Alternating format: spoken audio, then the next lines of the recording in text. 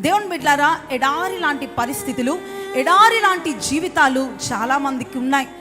ఎడారి అనగా దుఃఖం, ఎడారి అనగా కన్నీరు, ఎడారి అనగా సమస్య, ఎడారి అనగా ఎటు తోచని పరిస్థితులు, ఎడారి అనగా ఒంటరితనం, ఎడారి అనగా ఎవ్వరు మనల్ని ఆదరించలేనటువంటి పరిస్థితులు.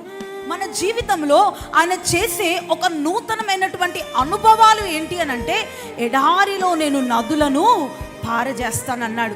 దేవుని బిడ్డలారా, ఈరోజు మీరు ఎలాంటి సమస్యతో దేవుని సన్నిధానానికి వచ్చినప్పటికీ, ఎడారి లాంటి జీవితంలో మీరు కొనసాగింపబడుతున్నప్పటికీ, ఎవరు సహాయం చేయనటువంటి పరిస్థితిలో మీరు ఉన్నప్పటికీ, ఎటు చూసినా ఏ వైపు చూసినా సహాయం లేని పరిస్థితిలో మీరు ఉన్నప్పటికీ, ఈరోజు నా దేవుడు మీకు చేస్తున్నటువంటి ఒక మంచి వాగ్దానం ఏంటంటే, ఎడారి లాంటి మీ జీవితాల్లో నేను నదులను పారజేస్తాను. మీ జీవితంలో ఎడారి లాంటి ఎండిపోయిన పరిస్థితులున్నా, ఆశలు లేక నిరాశతో మీరు కూరుకుపోయినా, ఈరోజు దేవుడు నదులను పారచేసి మీ జీవితంలో ఆశను కలగచేయబోతున్నాడు.